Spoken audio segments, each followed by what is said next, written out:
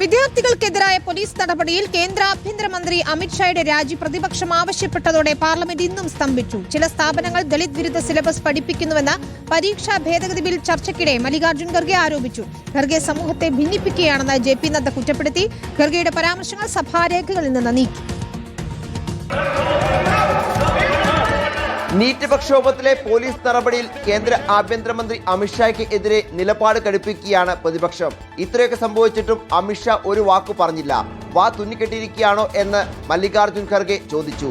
വിദ്യാഭ്യാസ മേഖലയിലെ RSS കടന്നുകയറ്റം ഖർഗെ ഉയർത്തിയതോടെ രാജ്യസഭ പ്രക്ഷുബ്ധമായി. हमारे सरकार को भी ये मालूम हुआ, अरे इससे ज्यादा अगर हम कुछ खींचतान करेंगे तो धागा टूट जाएगा और हमारी कुर्सी चले जाएगी. इसीलिए डर के आखिरी में उन्होंने युवाओं का जो डिमांड था उसको माना, लेकिन उसमें यह है, उसके पीछे है कि उनकी कुर्सी बचाने के लिए भी ये काम उन्होंने किया. സമൂഹത്തെ ഭിന്നിപ്പിക്കാൻ ശ്രമിച്ച ഖർഗെ മാപ്പ് പറയണം എന്ന് JP നദ്ദ ആവശ്യപ്പെട്ടു. वह असंसदीय है, उसे कार्रवाई से निकालना चाहिए और आगे भी आप भावनाओं में न आए.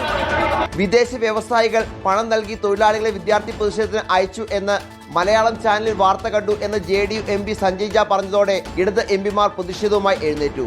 രാവിലെ പാർലമെന്റ് കവാടത്തിലും പ്രതിപക്ഷം പ്രതിഷേധം സംഘടിപ്പിച്ചു. വിദ്യാർത്ഥികൾക്ക് എതിരായ അതിക്രമം സുപ്രീം കോടതി മേൽനോട്ടത്തിൽ അന്വേഷിക്കണം എന്ന് രാഹുൽ ഗാന്ധി എക്സിൽ കുറിച്ചു. റിപ്പോർട്ടർ, ദില്ലി.